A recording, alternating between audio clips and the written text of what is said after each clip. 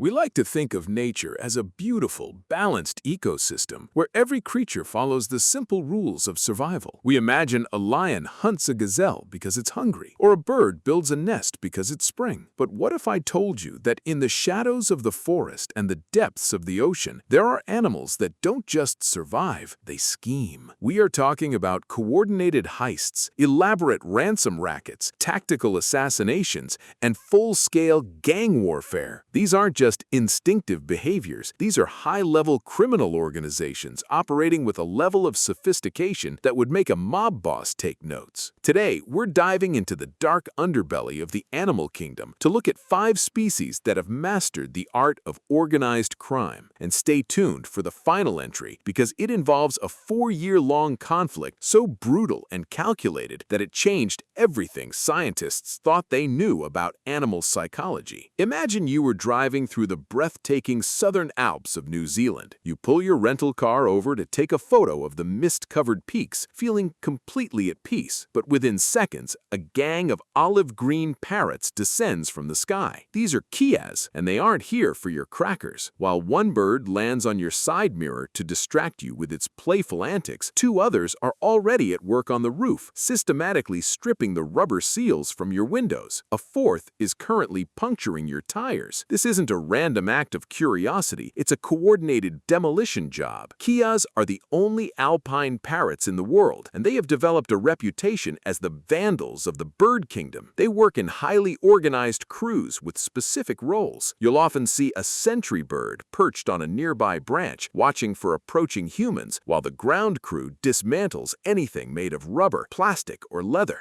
They've been known to open backpack zippers, unscrew heavy-duty bolts, and even manipulate human tools to get what they want. Scientists believe they do this not just for food, but for social status and cognitive stimulation. It's a literal smash-and-grab culture where the most daring bird gains the most respect from the flock. If you think a bird stealing your windshield wipers is bad, wait until you meet the extortionist of Bali. At the Uluwatu Temple in Indonesia, a population of Rhesus Macaques has moved beyond simple scavenging and into the world of professional racketeering. They have perfected a crime known as the ransom play. Here's how it works. A monkey will wait for a tourist to get distracted, then swoop down and snatch a high-value item, usually a pair of expensive sunglasses, a smartphone, or a camera. But they don't run away and hide the item. Instead, they sit just out of reach and wait. They know that if they hold on to the hostage, the human will eventually offer food to get it back. What's truly incredible is that these monkeys have learned to judge the value of their loot. They've been observed rejecting low-quality bribes like crackers or fruit when they are holding a high-end smartphone, holding out for better rewards like eggs or chocolate. They understand the concept of a fair trade,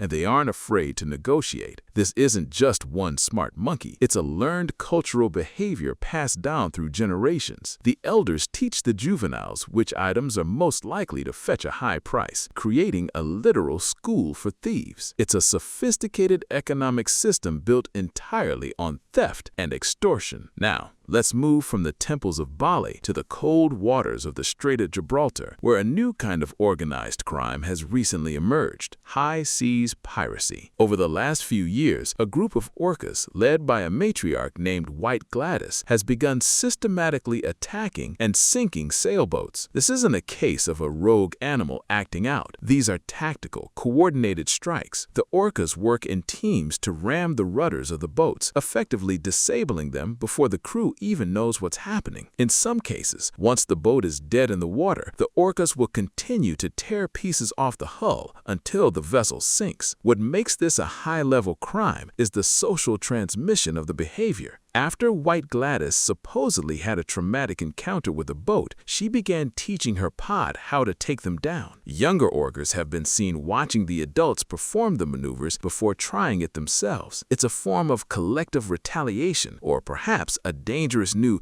game that has spread across pods in the region. They are using their massive intelligence and social cohesion to disrupt human activity in a way we've never seen before.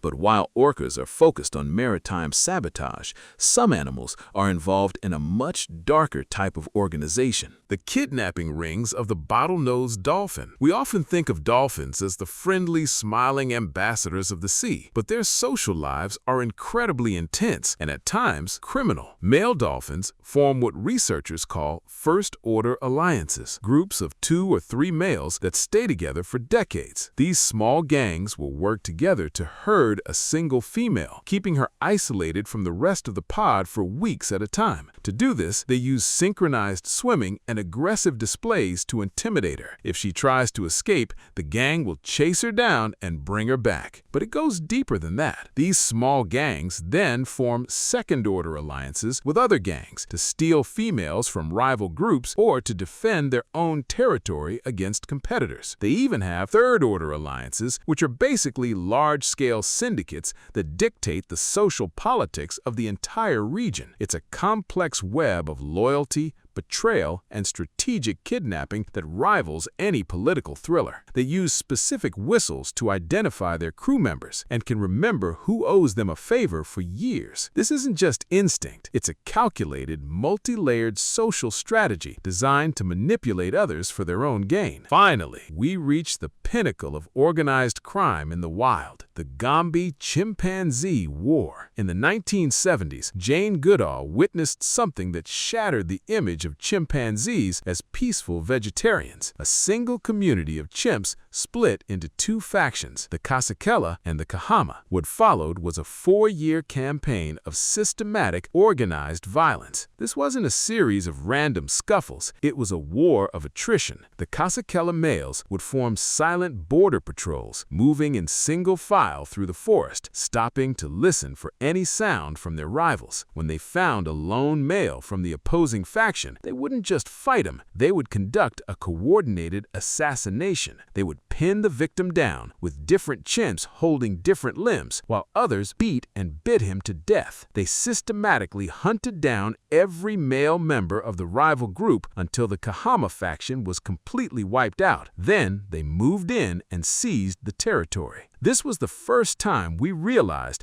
that animals are capable of planning and executing long-term, organized conflict with the goal of total annihilation. It showed a level of strategic thinking and tribal loyalty that is terrifyingly human. These stories of Kea vandals, macaque racketeers, orca pirates, dolphin kidnappers, and chimpanzee soldiers show us that the line between human society and the wild is much thinner than we'd like to admit. When resources are high and intelligence is higher, animals don't just follow the rules, they rewrite them. They form gangs, they trade in contraband, they hold hostages, and they go to war. It makes you wonder, if animals are capable of this level of organization, what else are they doing when we aren't looking? If you found this dive into the animal underworld fascinating, make sure to hit that like button and subscribe. We're constantly uncovering the most incredible and unexpected behaviors in nature, and you won't want to miss our next investigation. Let us know in the comments which of these animal crimes shocked you the most, or if you've ever been a victim of a wild heist yourself. Thanks for watching and stay curious.